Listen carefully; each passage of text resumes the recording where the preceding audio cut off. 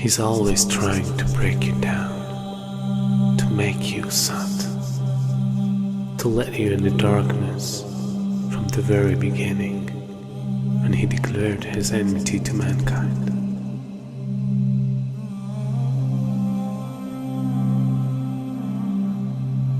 And throughout the history, he caused evil and destruction between every nation.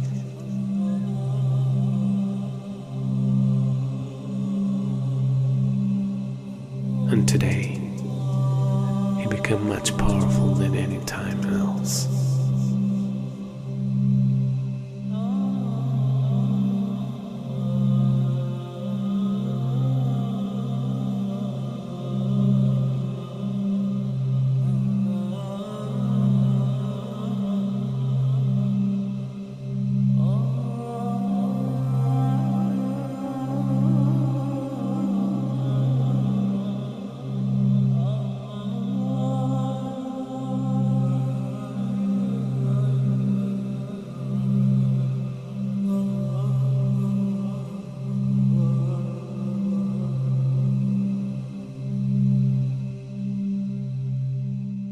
A new world order, a world where the rule of law, not the law of the jungle, governs the conduct of nations.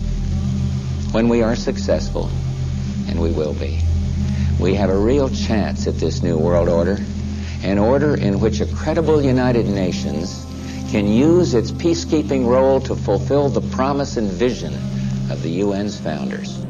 We begin to see the climax of a major change in society, the climax of a new world order. And we begin to see a type of integration between information technology and trade.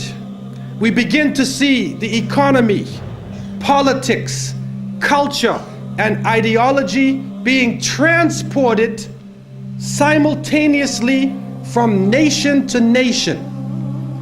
And with this technology, with the ability to transport ideas, the very value systems of people, the way that they eat, what they enjoy to do, how they enjoy recreation, their racial concepts, their culture, their ideology being transported all around the world, a type of globalization.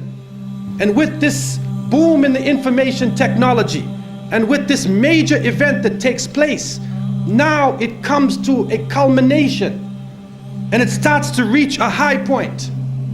And so the innocent people, we look at this and we say, what is going on? What is happening to the world that had so many different varying views, different nations, different ways of approaching things that can complement each other? Now we see politics is stripped of real power, that the economy governs all social exchange.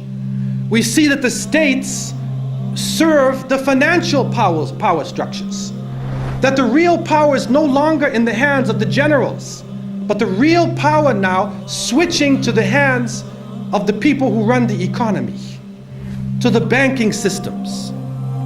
And then we see that politicians play the role of public relations officers, only to control the masses, either by lulling them to sleep or by terrorizing them. And then we see that the masses of the people become helplessly preoccupied. Their lives are now bombarded with a series of cultural events. And these cultural events start to become the most important things in their lives. The World Cup, the Major League Series, the rugby, the cricket, the hockey, the tennis. Whatever the sport may be, we see whole nations coming behind sports. And the national heroes become sporting people. Even in Saudi Arabia, even in our own Muslim countries, the national heroes are now the soccer players. Who kicks the little ball inside of a net? He becomes the hero of the nation when people are dying on the ground. But yet we become preoccupied with this. And it becomes a type of indoctrination happening to us. And with the use of powerful music playing on our emotions, with videos now being taken to the furthest extremes in the planet, people's thinking processes are changing. People are now in love with the superheroes, even confused about their own identity, trying to change themselves, change the color of their hair, change their eyes, change the way they dress, change the way they talk on a global level. And then we see drug addiction reaching a point that humanity has never seen before. And after traveling to over 36 countries, looking at the Muslims and being with them, I have found that in all of the communities that the young people are being confused with drugs. It is pouring into our countries. No matter what form it takes, cocaine, LSD, psychedelic, depressants, put you up, put you down, confuse you, but create a false world and give you a false dependence so that you become dependent on the chemical. You forget about Allah. Your God becomes the pusher. Your God becomes the chemical. And so creating this dependency amongst the masses of the people.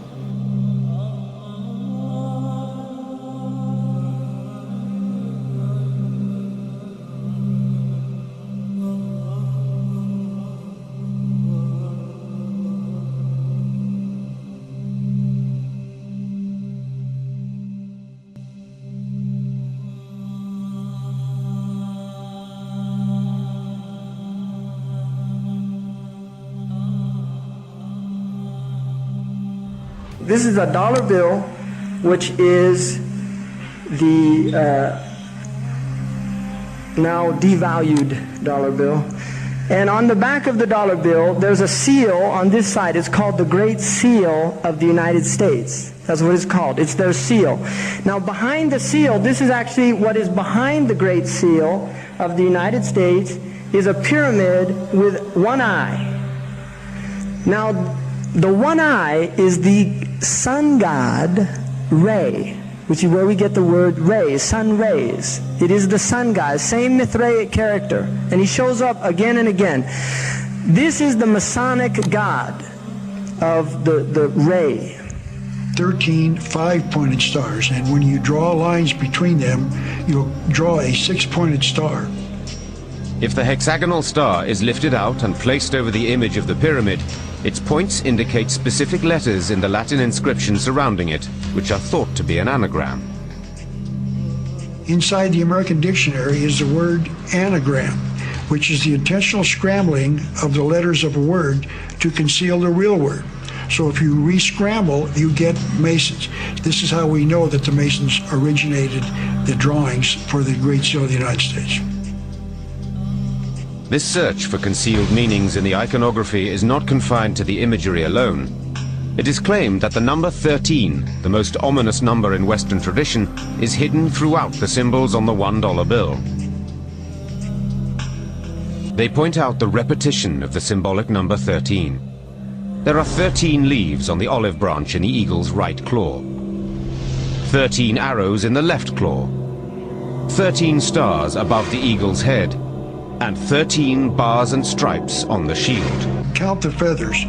You'll notice that there are 32 feathers on the bird's left wing and 33 on his right wing.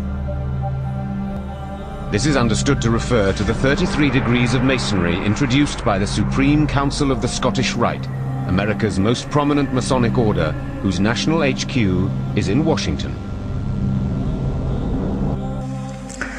If you look, you'll see the pyramid is built except for the top.